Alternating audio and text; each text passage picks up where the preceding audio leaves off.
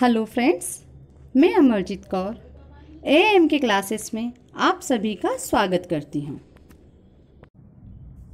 आज हम संचयन पार्ट 2 सपनों कैसे दिन गुरदयाल सिंह द्वारा रचित पाठ का अध्ययन करेंगे। पाठ का भावार्थ कुछ इस प्रकार है। यह पाठ पंजाबी लेखक गुरदयाल सिंह की आत्मकथा का एक अंश है। इसमें लेखक ने अपने बचपन के दिनों का वर्णन किया है। हर किसी का बचपन रहता है और बचपन की यादें सभी को आती हैं, वह जो कि बहुत मीठी होती है। हर कोई अपने बचपन को याद करना चाहता है। उस समय के खेल, चोट लगने तथा माँ बाप के व्यवहार का उन्होंने यथार्थ चित्रण किया है। बचपन में अपने तथा अपने साथियों के साथ स्कूली जीवन के अनुभवों का भी लेखक ने सजीव अंकन किया है। उन दिनों स्कूल का वातावरण कितना नीरस एवं भयभीत करने वाला होता था, इसका वर्णन यहाँ हुआ है। आज का स्कूल और उस समय के स्कूल में क्या क्या अंतर है, यह हमें पाठ में देखने को मिलेगा। बच्चों को स्कूल की पढ़ाई से अधिक अपने साथियों के साथ खेलना अच्छा लगता है। स्कूल जाना उन्हें जेल जाने के समान लगता है। लेखक व उसके साथी खेलने के शौकीन थे। सभी के सभी गरीब, फटेहाल व लापरवाह थे। लकड़ी के ढेर पर चढ़कर खेलते, कितनी चोटें खाते, घाव मिट्टी से भर जाते। घर जाकर हमदर्दी की वजह डांट फटकार खाने को मिलती। बाप भी इतने गुस्सेल कि नाक मुंह में खून भी आ जाए तो भी पीटते चले जाते। लेकिन बच्चे इतना सब होने पर भी खेलने चल देते। मतलब उस समय लेखक और उसके साथियों को केवल खेलना अच्छा लगता था। कितनी ही चोट लग जाए लेकिन उसकी परवाह नहीं होती थी। माता पिता कितना ही डांटे, डांट खाकर दूसरे दिन तुरंत खेलने निकल जाते थे। लेखक के साथ खेलने वाले अधिकतर साथी उनके जैसे ही परिवारों के हुआ करते थे। सारे मोहल्ले में बहुत सारे परिवार तो उनके आसपास के गांव से आकर ही बसे थे। स्कूल में गर्मी की छुट्टियां होने पर लेखक ननिहाल चला जाया करते थे, जैसे हम सभी भी जाते हैं। यहाँ नानी उन्हें खूब दूध, दही, मक्खन खिलाती, खूब प्यार करती, जैसे सबकी नानी करती है।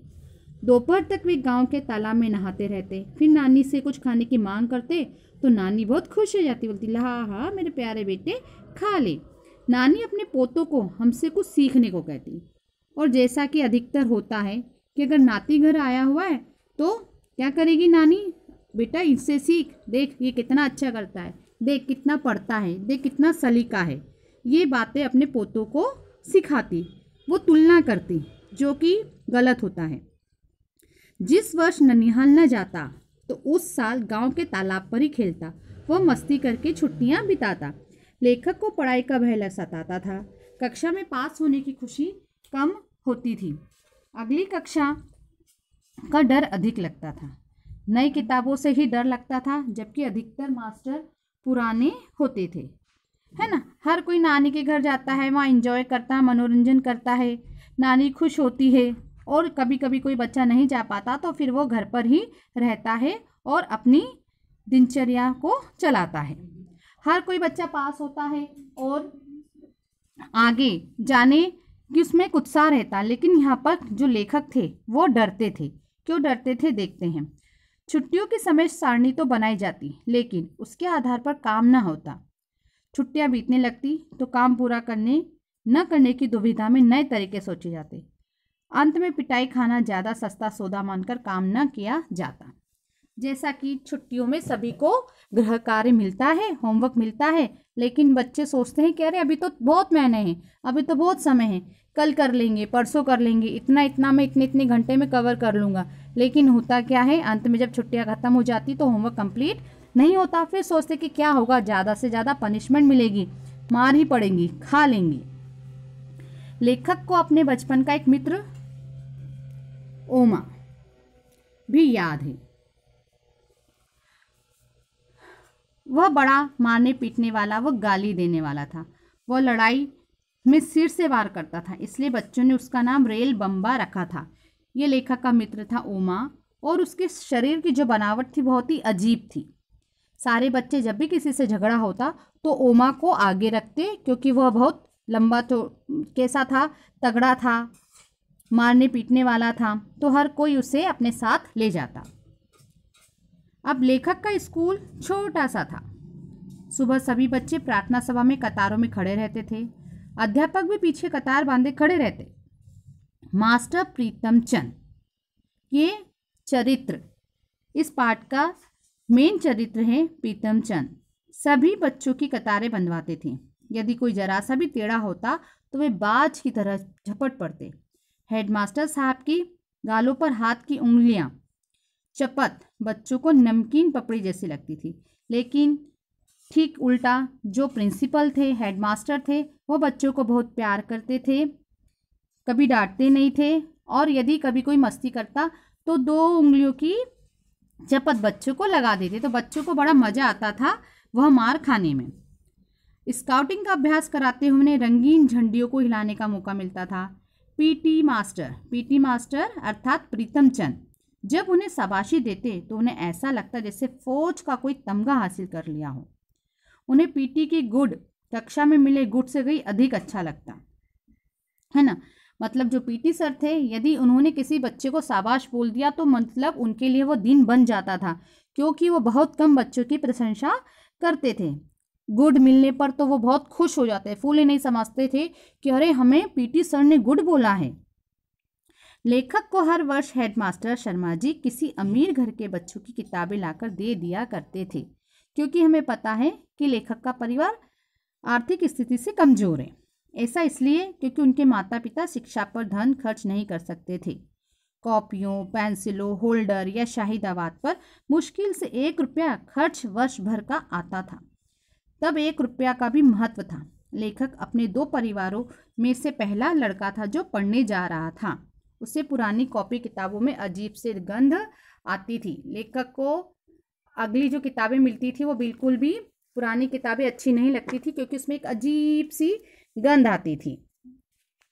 लेखक को मास्टर प्रीतम चंद द्वारा करवाई जाने वाली परेड, सीटी तथा बूटों की खटखट से दाएं बाएं घूमना स्कूली पढ़ाई से अधिक अच्छा लगता था।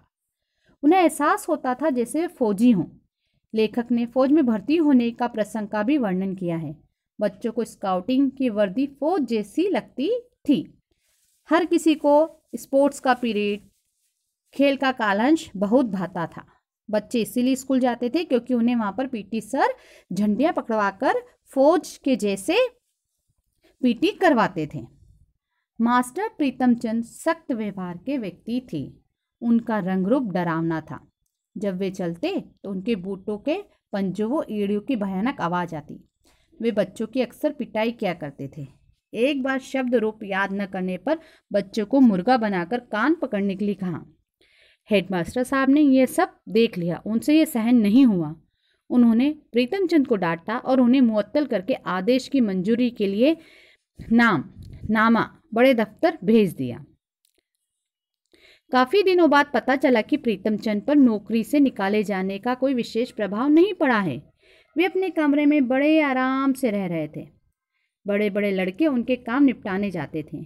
उन्होंने बताया कि प्रीतम चंद पिंजरे में बंद तोते को बादाम की गिरी छीलकर खिलाते थे और उनसे बातें करते थे। लेखक को इस बात की हैरानी हुई कि इतने कठोर मनुष्य तोते से मीठी बातें कैसे कर सकते हैं। क्या तोते को उनसे डर नहीं लगता? क्योंकि वे कैसे थे, सभी को डांटते थे। तो बच्चों ने जब देखा कि भाई पीटी सर तोते को खिला रहे हैं तो उन्हें बड़ा ही अजीब लगा कि क्या यह व्यक्ति तोतों के साथ इतना अच्छा व्यवहार कर रहा है। ऐसे कैसे हो सकता है, ऐसा नहीं होना चाहिए। क्या तोतों को उनसे डर नहीं लगता? लेकिन लेखक को यह बात जब वो बड़े हुए तब पता चल गया कि व्यक्ति का स्वभाव अलग अलग जगह पर जो व्यवहार रहता है वो बदल जाता है। स्कूल में जो जितने सख्त थे वो अंदर से उतने ही नम्र स्वभाव। इस पाठ में हमने देखा कि विद्यालय में प्रधानाचार्य व शिक्षकों का व्यवहार छात्रों से किस प्रकार का था और वास्तव में कैसा होना चाहिए। आज की शिक्षा प्रणाली पूर्णतः बदल गई है।